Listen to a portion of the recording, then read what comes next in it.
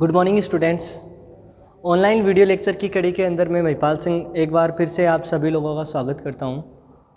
तो प्रीवियस जो लेक्चर था उसके अंदर अपन ने पढ़ा था अबाउट यूट्रस के बारे में अपन ने पढ़ लिया।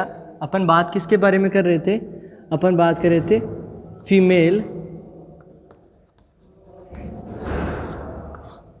रिप्रोडक्टिव सिस्टम के बारे में। अपन बात कर रहे थे फीमेल रिप्रोडक्टिव सिस्टम के बारे में। अपन ने बात की कि फीमेल रिप्रोडक्टिव सिस्टम के फंक्शन क्या क्या होते हैं। तो फीमेल रिप्रोडक्टिव सिस्टम के अपन ने फंक्शन के बारे में चर्चा की कि जो मेजर फंक्शन होता है वो होता है फीमेल गेमिट का फॉर्मेशन करना, अर्थात ओवा का फॉर्मेशन करना। उसके बाद में अपन ने बोला स्पर्मेटोजोआ को रिसिप्ट करना, मेंस्ट्रुअल साइकिल लाना, चाइल्ड बियरिंग के लिए सूटेबल एनवायरनमेंट प्रोवाइड करना, और उसके बाद में डिलीवरी, और सबसे लास्ट में लैक्टेशन। तो इन सब चीज़ों के बारे में बात की थी। इसके अलावा अपन ने बात की थी हॉर्मोन्स के रिलीज़ के बारे में। उसके बाद में अपन ने बात की थी यूट्रस के बारे में। तो अपन ने पढ़ा था कि यूट्रस एक कैसा ऑर्गन है। बीच में अपन ने पढ़ा था कि फीमेल रिप्रोडक्टिव सिस्टम में दो प्रकार के ऑर्गन थे। एक था प्राइमरी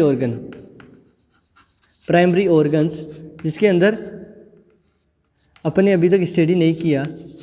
प्राइमरी ऑर्गन होता है यहाँ पे ओवेरी। प्राइमरी ऑर्गन वो होते हैं जो कि क्या करते हैं, एक तो गेमेट्स का फॉर्मेशन करते हैं, दूसरा हॉर्मोन्स का रिलीज करते हैं। सेकेंड वन क्या था? Hormonal release. और वो काम कौन करता है? फीमेल गेमिट अर्थात ओवा होता है, और ओवा का फॉर्मेशन कौन करता है? ओवेरी। तो ओवेरी क्या है?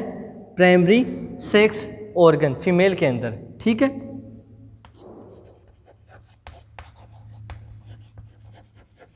सेकेंडरी जो सेक्सुअल ऑर्गन है उसके अंदर अपन ने बात की थी एसेसरी डक्ट के बारे में। सेकेंडरी जो सेक्सुअल ऑर्गन है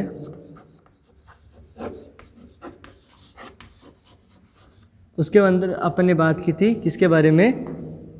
एसेसरी डक्ट्स के बारे में, कि फीमेल रिप्रोडक्टिव सिस्टम के अंदर एसेसरी डक्ट कौन कौन सी होती है। डक्ट का क्या काम होता है? अपन ने बात की थी डक्ट का काम होता है गेमेट्स को ट्रांसफ़र करना। तो यहाँ पे एसेसरी डक्ट में अपन ने सबसे पहले पढ़ा यूट्रस एंड फेलोपियन ट्यूब, जिसको ओविडक्ट या यूटेराइन ट्यूब भी बोलते हैं, फेलोपियन ट्यूब।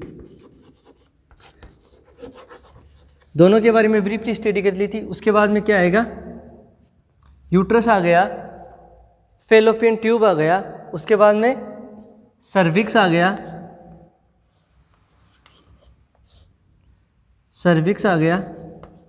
सबसे बाद में वेजाइना। तो चारों क्या होते हैं? एसेसरी डक्ट होते हैं। ठीक है। यूट्रस के बारे में बात हो गई, फेलोपियन ट्यूब के बारे में बात हो गई। आज अपन को बात करनी है एक तो वेजाइना के बारे में, और एक प्राइमरी सेक्स ऑर्गन ओवेरी के बारे में। तो अपन आज इन दोनों के बारे में ब्रीफली स्टडी करेंगे। अपन ने यहाँ पे बताया था कि सर्विक्स से एक कैनल निकलती है जो वेजाइना के बाहर तक खुलती है, बाहर जाके खुलती है। तो सर्विक्स और वेजाइना दोनों मिलकर बर्थ कैनाल अपन ने इनको बोला था, सर्वाइकल ट्यूब को और वेजाइना को, दोनों को बर्थ कैनल भी बोला था। तो आज अपन बात शुरू करेंगे अपनी ओवेरी से। सबसे पहले बात करेंगे ओवेरी के बारे में। ओवेरी को अपन ने बताया कि ओवेरी क्या है? फीमेल रिप्रोडक्टिव सिस्टम के अंदर सबसे महत्वपूर्ण ऑर्गन। क्यों सबसे इम्पोर्टेंट ऑर्गन है? क्योंकि ये फीमेल गेमिट का फॉर्मेशन करते हैं। फीमेल गेमिट क्या होता है? फीमेल गेमिट होता है ओवेरी। ओवेरी का क्या काम होता है?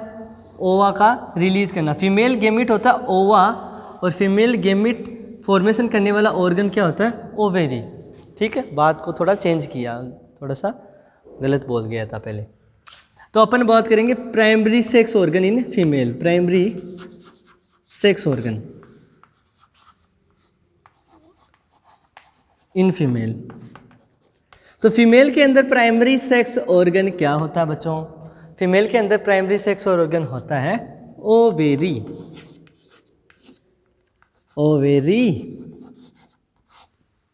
ठीक है।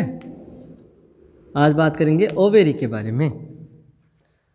ओवेरी के अगर बारे में नॉर्मल एनाटॉमिकली बात करें तो ओवेरी क्या है, एक तो फीमेल प्राइमरी सेक्स ऑर्गन बोल सकते हैं, या फीमेल के अंदर सबसे महत्वपूर्ण ऑर्गन क्या है, ओवेरी। और देखो क्या होता है, जैसे गेमेटोजेनेसिस की जो प्रोसेस होती है वो कहाँ पे कंप्लीट होती है, यहाँ पे ओवेरी के अंदर। तो ओवेरी क्या करता है, गेमेटोजेनेसिस, गेमेट का फॉर्मेशन, फीमेल गेमेट का फॉर्मेशन, गेमेटोजेनेसिस की प्रोसेस यहीं कंप्लीट होती है। गेमेटोजेनेसिस मतलब गेमेट्स का फॉर्मेशन करना। कौन से gamete, female gamete. Female gamete क्या है, ओवेरी। फीमेल गेमेट क्या, ओवा। फीमेल गेमेट क्या है, ओवा। तो ओवा का क्या करेगा, स्टोर करेगा, storage, release, first upon formation. तो ओवा का फॉर्मेशन, स्टोरेज और रिलीज, ये काम किसका होता है, ओवेरी का। ये ओवेरी का फंक्शन होता है।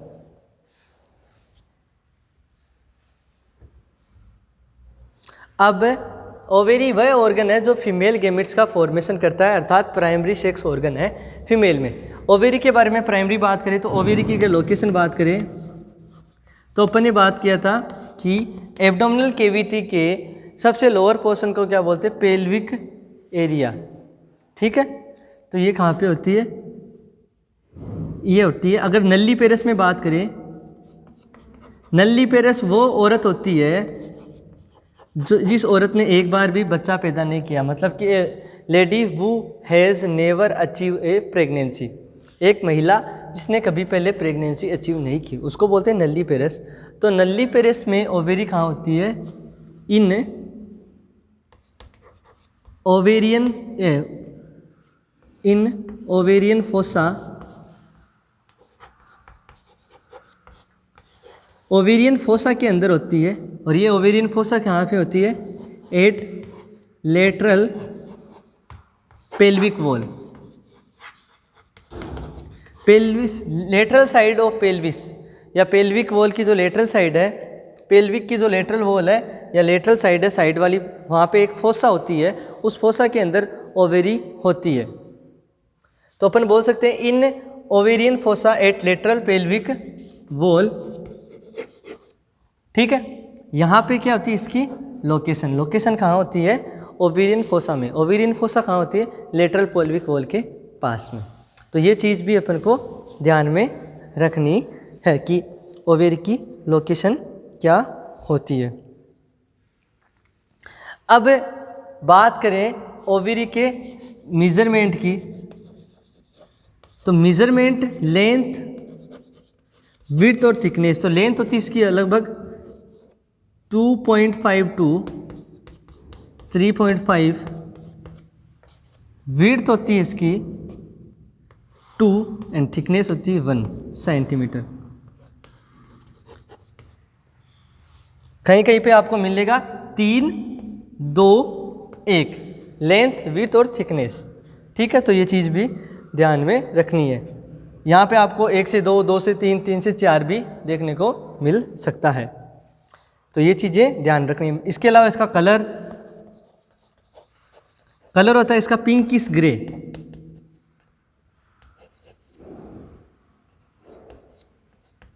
पिंकिश ग्रे कलर होता है इसका, पिंकिश ग्रे, हल्की पिंक ग्रे कलर की बॉडी होती है ओवेरी। नॉर्मल इसकी जो लोकेशन, इसके मेजरमेंट और इसके कलर के बारे में अपन ने बात की कि ओवेरी लोकेशन कहाँ होती है, क्या इसका मेजरमेंट होता है और इसका कलर कैसा होता है।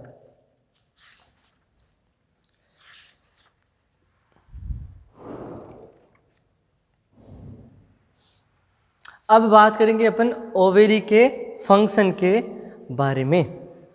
ओवेरी का क्या क्या फंक्शन होता है, तो देखो प्राइमरी जो सेक्स ऑर्गन होते हैं उनका फंक्शन क्या होता है। पहला तो गेमेट्स का फॉर्मेशन करना, दूसरा काम होता है हार्मोनल रिलीज करना। तो पहला काम क्या होगा, गेमेटोजेनेसिस का, दूसरा हार्मोनल रिलीज। तो ओवेरी का जो फंक्शन है,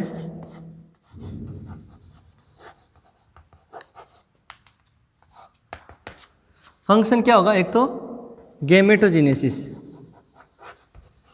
gametogenesis and hormonal release, release. तो अब इनका पता कैसे चलेगा, कहाँ से हार्मोन रिलीज होता है, कहाँ से हार्मोन रिलीज होता है, कहाँ गेमेट बनते हैं। तो इसकी जो स्ट्रक्चर अपन पढ़ेंगे तब अपन को पता चलेगा कि कैसे इसमें हार्मोनल रिलीज होता है और किसे यहाँ पे क्या होता है, फॉर्मेशन होता है गेमेट्स का। और ठीक है, अब अपन बात करेंगे ओवेरी के बारे में कंप्लीट रूप से।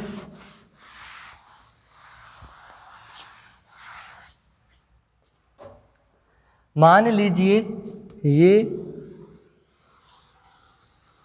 ओवेरी है, ठीक है। अब ओवेरी के अंदर की तरफ का जो पार्ट है इसको बोलते हैं मेडुला।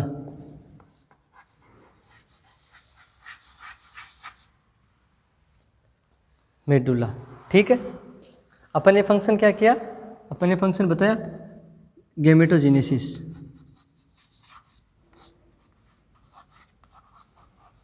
जर्म सेल का फॉर्मेशन करना, इसके अलावा जर्म सेल का मैच्योरेशन,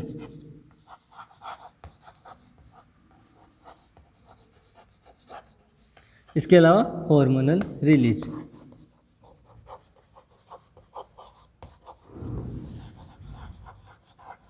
ये काम होता है ओवेरी का। अब ओवेरी के अंदर जो अंदर वाला जो पार्ट है उसको बोलते हैं मेडुला। अंदर वाला पार्ट है इसको बोलते हैं मेडुला। मेडुला किसका बना होता है, इसमें कुछ तो होते हैं connective tissue, some connective tissue,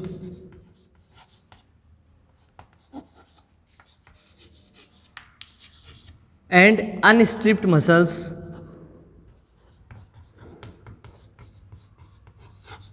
muscle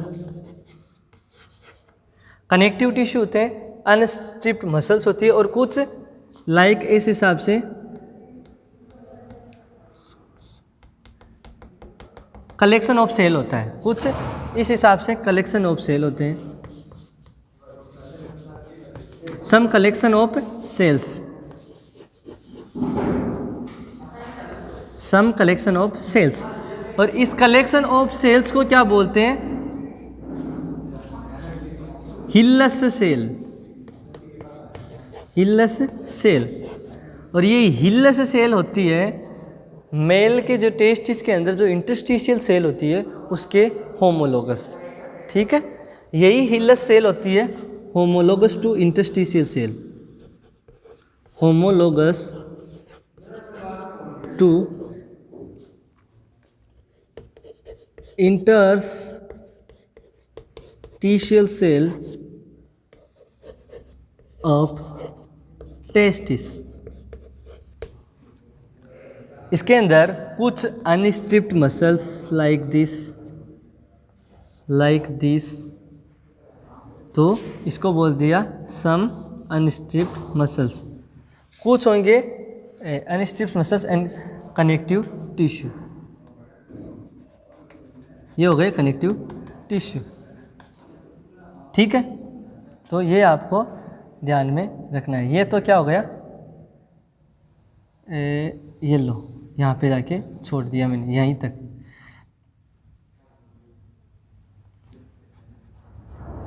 ये तो हो गया ये वाला अनस्ट्रिप्ड मसल्स, और ये हो गए सम कनेक्टिव टिश्यू। इसके अलावा यहाँ पे होती है ब्लड सप्लाई, नर्व सप्लाई और lymphatic supply.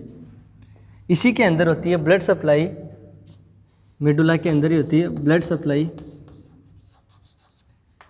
Nerve supply, lymphatic supply.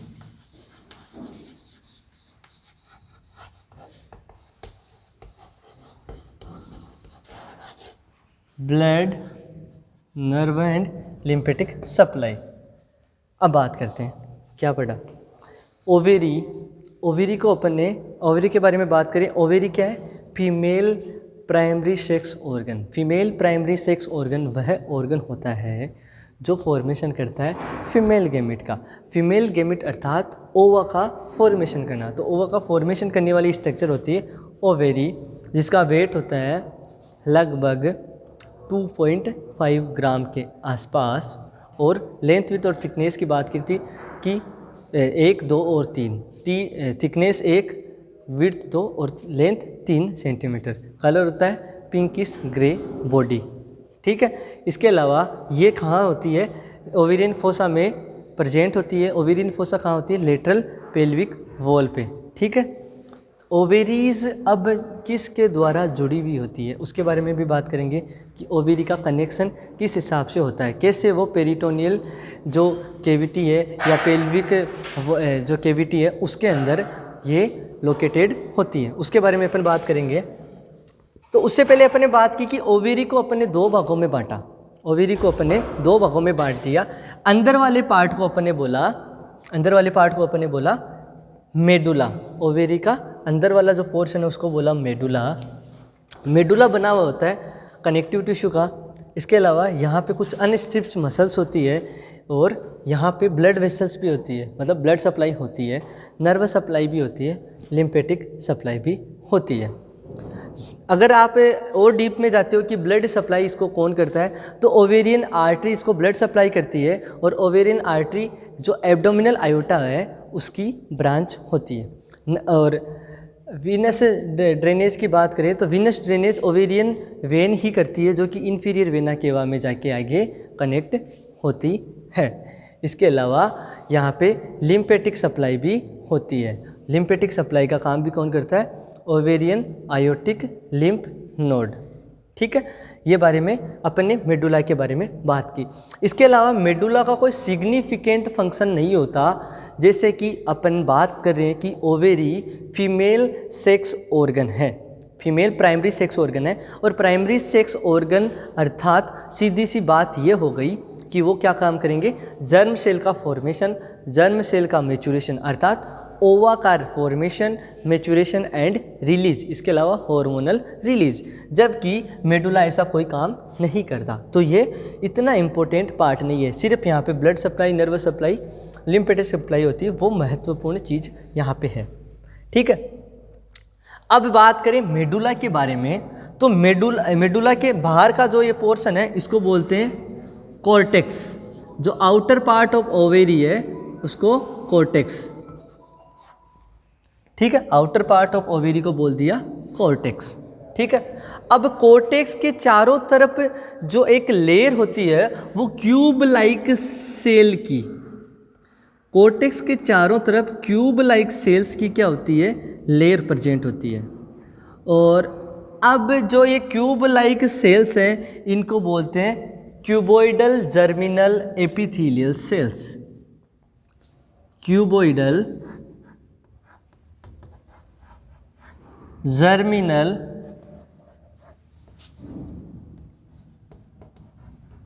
Epithelial cell.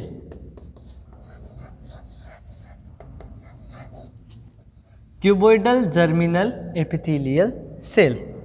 अब इस नाम से आप थोड़ा सा कंफ्यूज मत होना कि जर्मिनल सेल, जर्मिनल सेल मतलब जर्म सेल, जर्म सेल मतलब वह सेल जो दूसरी सेल का निर्माण करती है। A cell which gives rise to an another cell, वो हो गई जर्म सेल। जर्म सेल क्या होती है? ओवेरी के अंदर जर्म सेल तो ओवा होगा। तो दिमाग लगाते हैं कुछ बच्चे कि ये जो जर्मिनल सेल है अर्थात ये जर्म सेल है, और ये जर्म सेल अर्थात ये ओवे का फॉर्मेशन करती है या ओवा रिलीज करती है।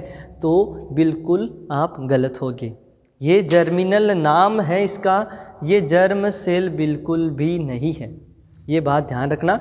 और दूसरी बात ये भी रखना कि जितनी भी जो जर्म सेल होती है इसका मतलब ये नहीं कि वह दूसरी सेल का फॉर्मेशन करती है। ये भ्रांति पहले थी, अब नहीं है कि जर्म सेल वही है जो कि जो यहाँ पे दूसरी सेल का या ओवा का, जैसे ओवेरी के अंदर जर्मिनल सेल है, मतलब ये ओवा का फॉर्मेशन करती है, या कहीं पे भी जो जर्म सेल है वो उसका फॉर्मेशन करेगी, ये ज़रूरी नहीं है।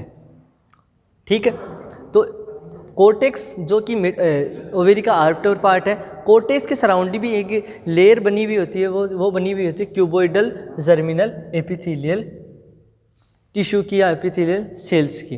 ठीक है, तो क्यूब लाइक टिश्यू होते हैं जो जर्मिनल एपिथेलियल सेल्स के बने हुए होते हैं। ये बात भी आपको दिमाग में रखनी होगी।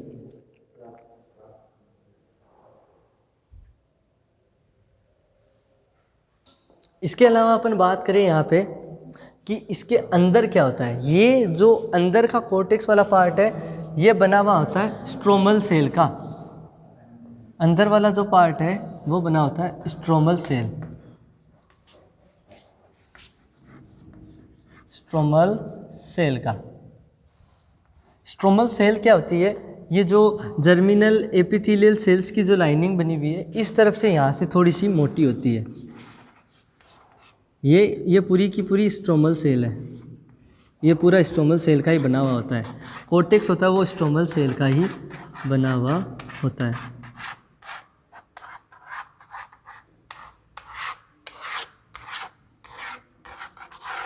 कोर्टेक्स बना हुआ था स्ट्रोमल सेल का।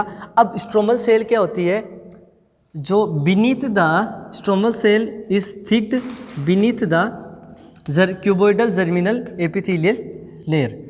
मतलब कि जो क्यूबोइडल जर्मिनल एपिथेलियल लेयर है उसके पास में से जो स्ट्रोमल से जो सेल्स होगी उसकी एक लेयर बनेगी, मोटी लेयर, एक थिक लेयर फॉर्म करेगी। तो अपन बोल सकते हैं कि stromal cell forms a thick layer beneath the cuboidal germinal epithelial layer. और ये यहाँ से थिक क्यों होती है, क्योंकि ये यहाँ पे बनाती है ट्यूनिका एल्बुजिनिया, जो कि अपन ने बात की थी टेस्टिस के अंदर की। टेस्टिस के अंदर 3 लेयर पड़ी थी, ट्यूनिका वेसिकुलोसिस, ट्यूनिका एल्बुजिनिया और ट्यूनिका वेजिनेलिस। तो ये फॉर्मेशन किसका करती है, ट्यूनिका। स्ट्रोमल सेल ही जो क्यूबोइडल एपिथेलियल लेयर है उसके पास में से थोड़ी सी मोटी हो जाएगी, थोड़ी सी थिक हो जाएगी और फॉर्मेशन करेगी ट्यूनिका एल्बुजिनिया का, ट्यूनिका एल्बुजिनिया का। ये बात भी ध्यान में रखनी है। 2 बातें हो गई। अब ये कोर्टेक्स ही इम्पोर्टेंट पार्ट होता है किसका, ओवेरी का, as the point of reproductive function. Reproductive function के हिसाब से देखें तो ये महत्वपूर्ण पार्ट होता है कोर्टेक्स ओवेरी का। क्यों, क्योंकि यहाँ पे जर्म सेल का क्या होता है, फॉर्मेशन। और जर्म सेल ओवेरी के अंदर क्या होता है, ओवेरियन फॉलिकल। ये होते हैं ओवेरियन फॉलिकल, ओवेरियन फॉलिकल।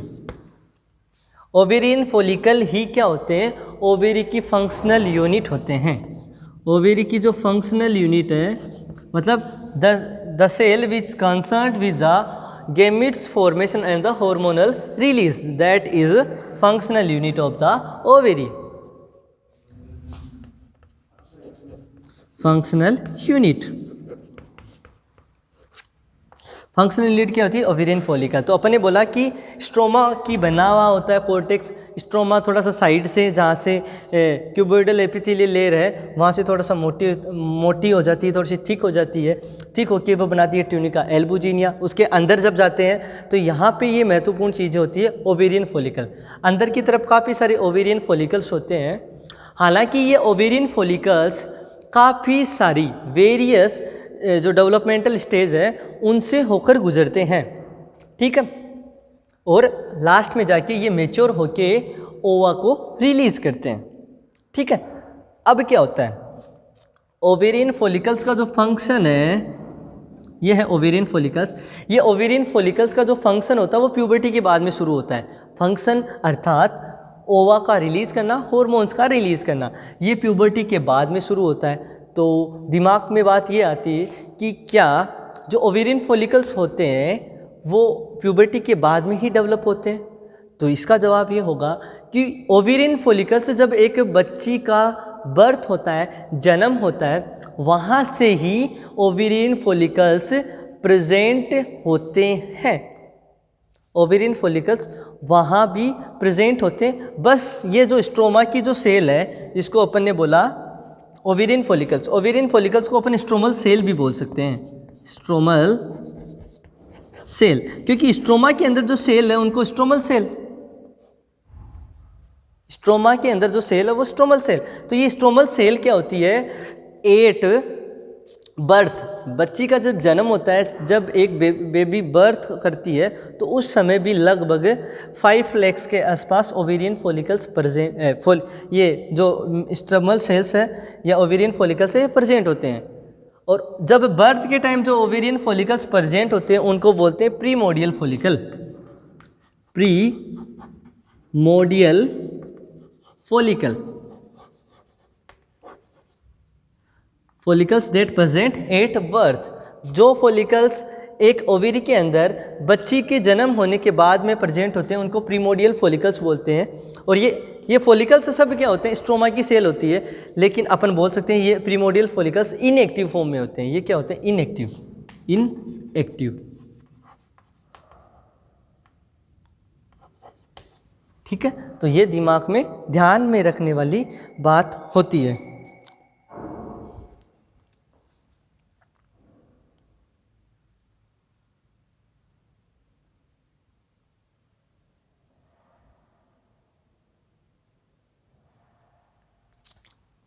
ठीक है, अब एक बार मैं इनको मिटा देता हूँ, ये ओवेरियन फॉलिकल्स ही आपको समझाने की कोशिश करता हूँ।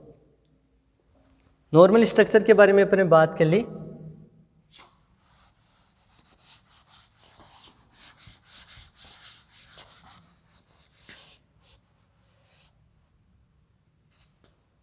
ओवेरियन फॉलिकल्स के बारे में वहाँ पे समझा दूंगा, ये तो पढ़ा रहने दो। ओवेरियन फॉलिकल्स के बारे में वहाँ पे भी समझा दूंगा।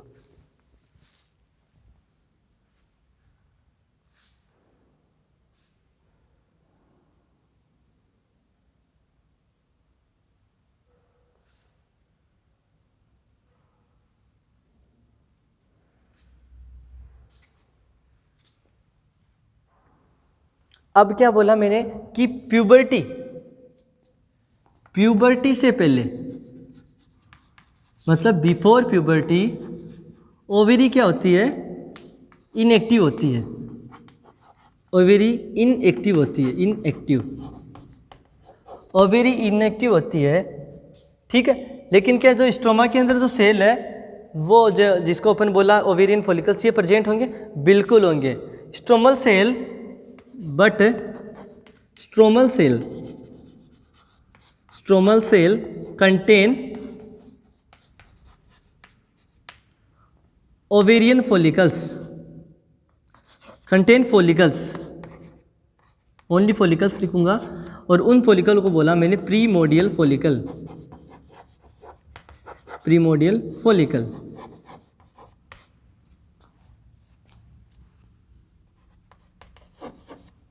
ठीक है, ये बात हो गई समझ में आने वाली कि ओवेरी प्यूबर्टी से पहले इनएक्टिव होगी, मतलब प्यूबर्टी से पहले ओवेरी ना तो हार्मोन रिलीज करेगी ना गैमेट्स का फॉर्मेशन करेगी। लेकिन जो इसकी फंक्शनल यूनिट है जो कि हार्मोन और गैमेट्स का रिलीज कर रही है, वो कौन सी होती है? ओवेरियन फॉलिकल्स, जिसको स्ट्रोमल सेल बोला। क्या ये स्ट्रोमल सेल्स प्रेजेंट होती है? नहीं होती। ओवेरी इनएक्टिव है, ओवेरी अभी हार्मोन रिलीज नहीं करी, लेकिन स्ट्रोमल सेल प्रेजेंट होगी।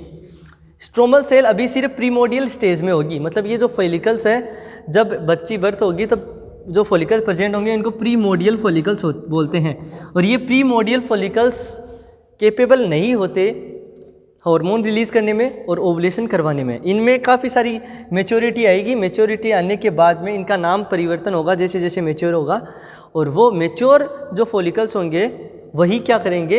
हार्मोन्स का रिलीज या ओवा रिलीज करेंगे। और जो मैच्योर फॉलिकल्स होंगे उनकी स्टेजेस अभी मैं बताऊंगा कैसे मैच्योर होंगे और कौन सा ओवा रिलीज करेगा और हार्मोन का रिलीज करेगा। ठीक है,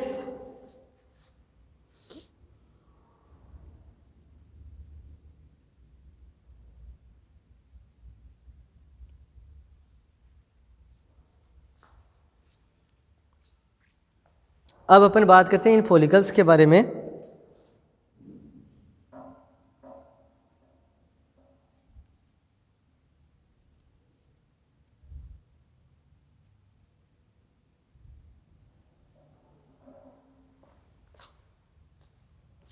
अब इन फॉलिकल्स में क्या होगा, जैसे ये है ओवेरी का स्ट्रोमा, मतलब कोर्टेक्स। कोर्टेक्स बना होता है कुछ कनेक्टिव टिश्यू का और कुछ स्ट्रोमल सेल का। यहाँ पे महत्वपूर्ण होती है स्ट्रोमल सेल। स्ट्रोमल सेल जिनको क्या अपने बोला ओवेरियन फॉलिकल्स। ये ओवेरियन फॉलिकल्स जब बच्ची पैदा होती है तब जो ओवेरियन फॉलिकल्स प्रेजेंट होती है उनको बोलते हैं प्रीमोडियल फॉलिकल्स। प्रीमोडियल फॉलिकल्स में अभी कुछ परिवर्तन नहीं होगा। जैसे ही प्यूबर्टी शुरू होगी, एज प्यूबर्टी स्टार्ट्स, जैसे ही प्यूबर्टी शुरू होगी तो ये प्यूबर्टी शुरू होगी मतलब अब मेंस्ट्रुअल साइकिल MC शुरू हो जाएगी। मेंस्ट्रुअल साइकिल अपन बाद में पढ़ेंगे पूरी तरीके से। MC शुरू होगी। MC 28 दिन की है, तो 28 दिन में क्या होगा, ये प्रीमोडियल फॉलिकल्स कन्वर्ट होंगे, इनमें मैच्योरिटी होगी, ये कन्वर्ट होंगे प्राइमरी फॉलिकल्स में। प्राइमरी फॉलिकल्स कन्वर्ट होगा सेकेंडरी फॉलिकल्स में। ठीक है, प्रीमोडियल फॉलिकल्स कन्वर्ट होंगे प्राइमरी फॉलिकल्स में और प्राइमरी फॉलिकल्स कन्वर्ट होंगे सेकेंडरी फॉलिकल्स में और सेकेंडरी फॉलिकल्स फिर कन्वर्ट होंगे मैच्योर फॉलिकल्स में। ठीक है, बात ऐसी है कि ओवेरी के अंदर क्या होता है, स्ट्रोमल सेल होती है। स्ट्रोमल सेल को बोलते हैं ओवेरियन फॉलिकल्स। ओवेरियन फॉलिकल्स ही ओवेरी की स्ट्रक्चरल और फंक्शनल यूनिट होती है, मतलब संरचनात्मक क्रियात्मक इकाई होती है। अब मतलब ये हुआ कि ये जो संरचनात्मक क्रियात्मक इकाई है, इसका काम होता है हार्मोन का रिलीज करना, गेमेट का फॉर्मेशन करना। अब बात ये है कि ये गेमेट्स का फॉर्मेशन या हार्मोन का रिलीज करेगी आफ्टर प्यूबर्टी। तो क्या ये जो फॉलिकल्स है ओवेरियन फॉलिकल्स, इन सब को primordial follicles, primary follicles, secondary follicles, mature follicles, इन सब को अपन ओवेरियन फॉलिकल्स ही बोलेंगे। तो क्या ये ओवेरियन फॉलिकल्स प्रेजेंट होंगे एट बर्थ? बिल्कुल प्रेजेंट होंगे, लेकिन जो ओवेरियन फॉलिकल्स प्रेजेंट होगा उसको बोलेंगे प्रीमोडियल फॉलिकल्स। मतलब कि इससे दूसरा फॉलिकल्स इसमें मैच्योरिटी आएगी, इससे बनेगा प्राइमरी फॉलिकल्स। फिर प्राइमरी फॉलिकल्स में मैच्योरिटी आएगी, उसके बाद में बनेगा सेकेंडरी फॉलिकल्स। सेकेंडरी फॉलिकल्स के बाद में बनेगा, सेकेंडरी फॉलिकल्स में मैच्योरिटी आएगी, उसको बोलेंगे मैच्योर फॉलिकल्स। और जब फॉलिकल्स मैच्योर हो जाते हैं, मैच्योर होने के बाद में ये फॉलिकल्स क्या होते हैं, रप्चर होते हैं। ये फॉलिकल्स, जैसे ये प्रीमोडियल फॉलिकल्स है, प्रीमोडियल बनाया प्राइमरी फॉलिकल्स, प्राइमरी फॉलिकल्स बनाया सेकेंडरी फॉलिकल्स। अब ये सेकेंडरी फॉलिकल्स क्या हो गया, मैच्योर हो गया। ठीक है, ये हो गया प्रीमोडियल फॉलिकल। प्रीमोडियल फॉलिकल्स में मैच्योरिटी आई तो कब होती है ये प्रोसेस कब चलती है, आफ्टर प्यूबर्टी। मतलब प्यूबर्टी से लेके, मैंने बता दिया 13 साल से 45 साल 50 साल, जैसे नॉर्मल 45 है, प्यूबर्टी से लेके मीनोपॉज तक,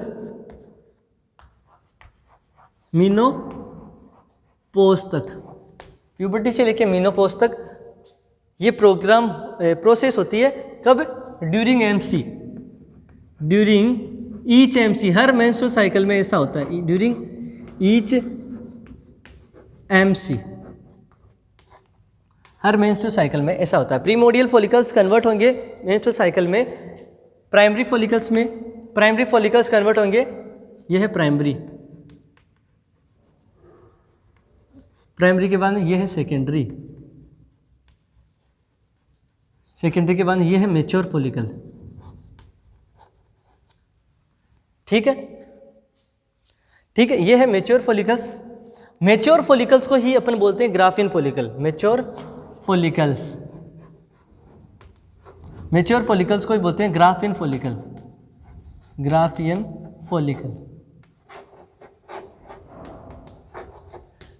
प्रीमोडियल फॉलिकल मैच्योर हुआ तो प्राइमरी फॉलिकल बना, प्राइमरी फॉलिकल मैच्योर हुआ तो सेकेंडरी फॉलिकल बना, सेकेंडरी फॉलिकल्स के बाद में बना mature follicle, primordial, primary, secondary, फिर ये मैच्योर फॉलिकल्स जिसको ये अपन ने बोला ग्राफियन फॉलिकल्स। ठीक है, सेकेंडरी फॉलिकल्स के बाद में बना मैच्योर फॉलिकल, मैच्योर फॉलिकल को भी बना ग्राफियन फॉलिकल बोला। ये प्रोसेस होती है MC साइकिल के दौरान।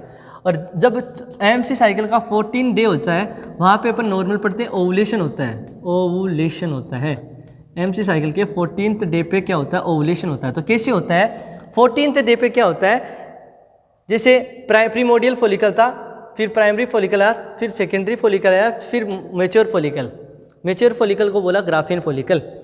ये ग्राफियन फॉलिकल 14वें दिन क्या होता है, रप्चर हो जाता है। यहाँ पे ओवा है, ये ग्राफियन फॉलिकल हो गया रप्चर, ये ग्राफियन फॉलिकल हो गया रप्चर, ये ओवा हो गया रिलीज।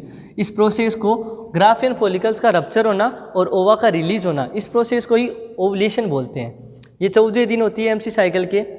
और ये क्या हुआ यहाँ पे, ये ग्राफियन फॉलिकल्स जो रप्चर हो गया, इससे ओवा रिलीज हो गया, इस प्रोसेस को ओवुलेशन बोला, और ये चीज़ हो गई ओवा। तो ये ग्राफियन फॉलिकल्स की जो थैली है, जो ओवा के ऊपर से रिलीज रप्चर होकर फट के साइड में हुई है, इसको बोल दिया कार्पस लूटियम, अर्थात येलोविश बॉडी। कार्पस ल्यूटियम लगभग 14वें दिन ओवुलेशन हुआ, तो 14वें दिन से लेकर लगभग 23वें दिन तक कार्पस ल्यूटियम बनी रहती है। ठीक है, फिर कार्पस ल्यूटियम किस में कन्वर्ट, अगर 23वें दिन तक बनी रहती है, अगर ओवुलेशन के बाद में फर्टिलाइजेशन हो जाता है तो कार्पस ल्यूटियम की साइज बढ़ जाएगी, और कार्पस ल्यूटियम की साइज बढ़ जाएगी और प्रेगनेंसी अचीव हो जाएगी। मतलब फर्टिलाइजेशन हो गया अर्थात प्रेगनेंसी अचीव हो गई, उस दौरान कार्पस ल्यूटियम की साइज बढ़ेगी, और उस अवस्था में कार्पस ल्यूटियम को बोलेंगे कार्पस ल्यूटियम वेरम। ठीक है, और ये काफ़ी दिन तक हार्मोनल रिलीज़ करने का काम करेगी, जो सेक्स हार्मोन है उनका रिलीज़ करेगी, जो स्टेरॉइड है, सेक्स हार्मोन स्टेरॉइड हार्मोन होते हैं, उनका रिलीज़ करेगी, और उसके बाद में 3 महीने तक करेगी। उसके बाद में प्लेसेंटा ये जिम्मेदारी ले लेगा, वो हार्मोन रिलीज़ करेगा। ठीक है, ये काम हो गया। उसके बाद में अगर फर्टिलाइजेशन नहीं होता, ओवुलेशन हो गया, फर्टिलाइजेशन नहीं होता, तो कार्पस ल्यूटियम 23 दिन तक बनी रहेगी। 23 दिन बाद में ये कार्पस ल्यूटियम क्या हो जाएगी, वाइट बॉडी के अंदर, ये इसमें क्या हो जाएगा, एट्रेसिया हो जाएगा, ये सेल श्रिंक हो जाएगी, छोटी हो जाएगी, सेल डेथ नहीं होगी, सेल छोटी हो जाएगी और वाइट कलर की बन जाएगी, जिसका ओवरी के ऊपर परमानेंट स्कार भी बना रहता है, और उसको बोलते हैं corpus luteum, corpus albicans. Corpus albicans एक वाइट बॉडी होती है जो कि बनती है अगर फर्टिलाइजेशन नहीं होता। ओवुलेशन के बाद में अगर फर्टिलाइजेशन नहीं होता तो कार्पस ल्यूटियम कार्पस एल्बिकेन में कन्वर्ट हो जाता है, मतलब येलो बॉडी वाइट बॉडी में कन्वर्ट हो जाती है। कौन से दिन तक बन जाती है, एल्बिकेंस 23वें दिन पे बन जाती है, और फिर 28वें दिन तक एट्रेसिया होकर ख़त्म, और नई कार्पस ल्यूटियम, नई प्राइमरी फॉलिकल्स का फॉर्मेशन होता है। तो इस हिसाब से ये प्रोसेस चलती है फॉलिकल्स की। ये फॉलिकल्स रप्चर होकर ओवा रिलीज करते हैं, और ये ग्राफियन फॉलिकल्स है रप्चर होकर, जिसको कार्पस ल्यूटियम बोलते हैं, ये हार्मोन का रिलीज करते हैं। तो ये सब ओवेरी के अंदर, कोर्टेक्स के अंदर होता है। कोर्टेक्स के अंदर स्ट्रोमल सेल होती है जिसको ओवेरियन फॉलिकल्स बोलते हैं। ओवेरियन फॉलिकल्स में काफ़ी सारी डेवलपमेंटल स्टेज होती है, ये काफ़ी सारी डेवलपमेंटल स्टेजेस से होकर गुजरते हैं। डेवलपमेंट कब होता है, आफ्टर प्यूबर्टी, बिफोर प्यूबर्टी ये सिर्फ प्रीमोडियल फॉलिकल होते हैं जो कि बच्चे के पैदा होने के टाइम तक भी प्रेजेंट रहते हैं। ये बात दिमाग में रखनी है, ठीक है।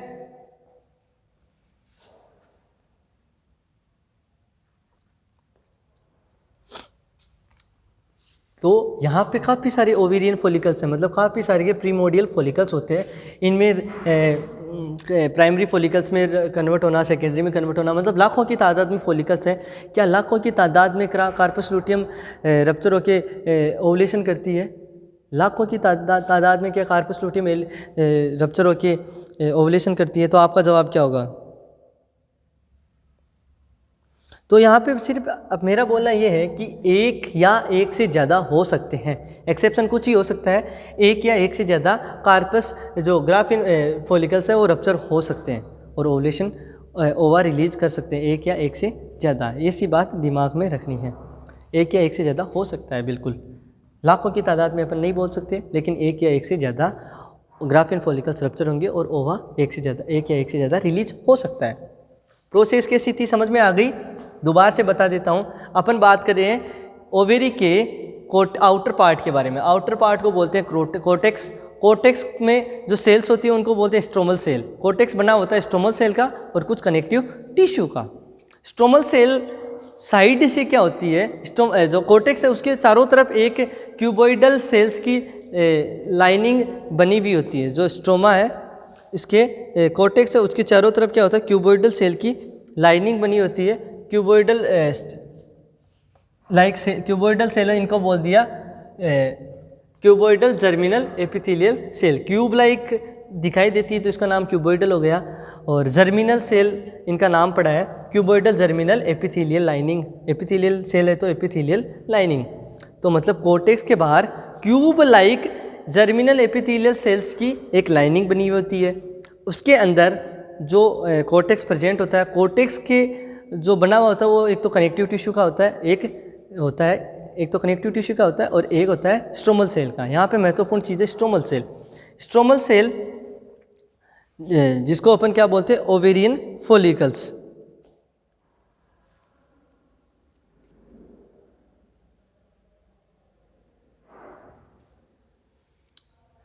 या फिर आप इसको अगर याद रखना चाहते हो तो एक बार ऐसे याद रखना कि ये जो पूरा मैटर है कोर्टेक्स के अंदर, जो पूरा मैटर है उसको बोलते हैं स्ट्रोमा।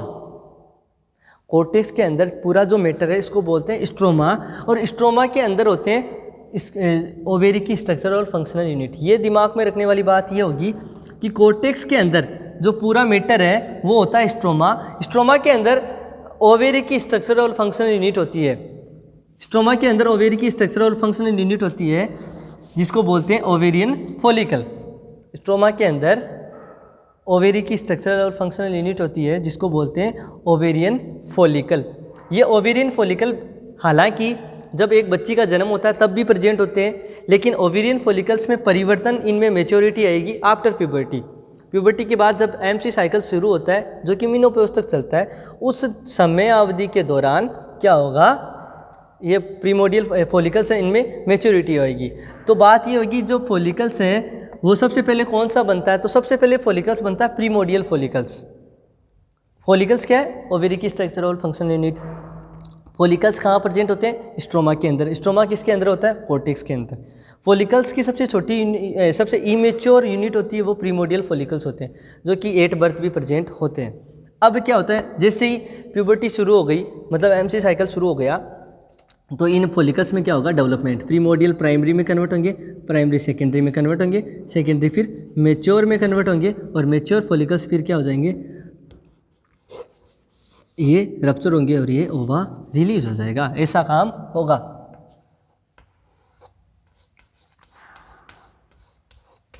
समझ में आ गया। प्रीमोडियल फॉलिकल्स मेच्योर हुआ प्राइमरी में, प्राइमरी फिर सेकेंडरी में, सेकेंडरी फिर मेच्योर हुआ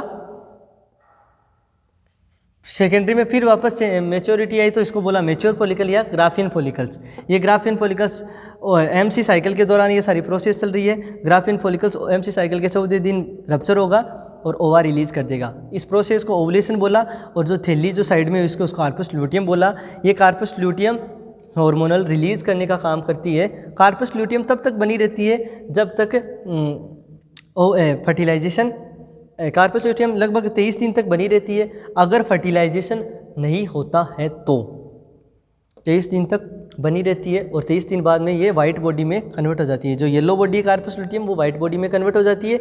सेल छोटी हो जाती है, श्रिंक हो जाती है, इसमें एट्रेसिया हो जाता है, सेल की साइज छोटी हो जाती है, और उसको बोल दिया वाइट बॉडी में कन्वर्ट होना, उसको कार्पस एल्बिकन बोल दिया। अगर कार्पस ल्यूटियम बढ़ती है साइज तो कंडीशन क्या होगी कि प्रेगनेंसी अचीव हो चुकी है, अर्थात ओवुलेशन के बाद में फर्टिलाइजेशन हो चुका है और कार्पस ल्यूटियम की साइज बढ़ रही है, उसको बोल दिया कार्पस ल्यूटियम वेरम, जो कि 3 महीने तक हार्मोन का रिलीज करती है। उसके बाद में प्लेसेंटा ये काम करने लग जाता है। तो ये है ओवेरी, सिर्फ ओवेरी के बारे में बात की। ओवेरी की लोकेशन पेरिटोनियल कैविटी बोल सकते हैं, पेल्विक कैविटी बोल सकते हैं, वहाँ पे प्रेजेंट होती है। अब ये जुड़ी हुई किसके द्वारा होती है, ये होती है ब्रॉड बैंड लिगामेंट के द्वारा जुड़ी हुई। ओवेरी का ओवेरी एक तो यूट्रस से जुड़ी हुई होती है, ओवेरी एक तो जुड़ी हुई होती है यूट्रस से। यूट्रस से जब ओवेरी जुड़ती है तो एक लिगामेंट होता है, उसको बोलते हैं ओवेरियन लिगामेंट। तो ये महत्वपूर्ण चीज़ है कि ओवेरी यूट्रस के द्वारा कैसे जुड़ी हुई होती है। तो यूट्रस के द्वारा ओवेरी जुड़ी हुई होती है ओवेरियन लिगामेंट के द्वारा, ठीक है। और इसके अलावा ये जुड़ी हुई होती है जो ब्रॉडबैंड लिगामेंट जिसको बोलते हैं मिजोवेरियम, मिजोवेरियम के द्वारा ये पेल्विक वॉल से भी जुड़ी हुई होती है। जो लेटरल पेल्विक वॉल है उससे भी ओवेरी जुड़ी हुई होती है। तो ओवेरी दो जगह से जुड़ी हुई होती है, एक तो यूट्रस से, एक जो लेटरल पेल्विक वाल है उससे। तो अगर यूट्रस से ओवेरी जुड़ती है तो वो जो कनेक्शन होता है वो बना होता है ओवेरियन लिगामेंट के द्वारा। और अगर ओवेरी जुड़ती है लेटरल पेल्विक वाल के द्वारा, तो लेटरल पेल्विक वाल से जुड़ती है तो उसको बोलते हैं ब्रॉड बेंड लिगामेंट, और ब्रॉड बेंड लिगामेंट को ही बोल दिया मैंने मीजोवेरियम। लेटरल पेल्विक वाल द्वारा ओवेरी जुड़ती है ब्रॉड बेंड लिगामेंट से, और उस ब्रॉड बेंड लिगामेंट को बोल दिया मीजोवेरियम। ये बात भी ध्यान में रखनी है। तो इतना ही था अपने ओवेरी के बारे में। नेक्स्ट क्लास में अपन बात करेंगे जो असेसरी डक्ट में बच गया, एक तो सर्विक्स बच गया, एक वेजाइना बच गया, और एक्सटर्नल जेनाइटेलिया वो अलग है। तो एक्सटर्नल जेनाइटेलिया के बारे में बात करेंगे अपन, वेजाइना के बारे में बात करेंगे नेक्स्ट लेक्चर के अंदर। उसके बाद में अपन बात करेंगे एमसी साइकिल के बारे में। उससे पहले बात करेंगे स्पर्मेटोजेनेसिस और oogenesis, ओवा का कैसे फॉर्मेशन होता है और स्पर्म का कैसे फॉर्मेशन होता है, और एमेंस्ट्रुअल साइकिल। ये 3 चीज़ें पढ़नी है। तो 3 और 1 4 लेक्चर आपके बाकी है रिप्रोडक्टिव सिस्टम से रिगार्डिंग। उसके बाद में ये सिस्टम आपका कंप्लीट है। तो आज की क्लास यहीं समाप्त होती है। तब तक के लिए धन्यवाद।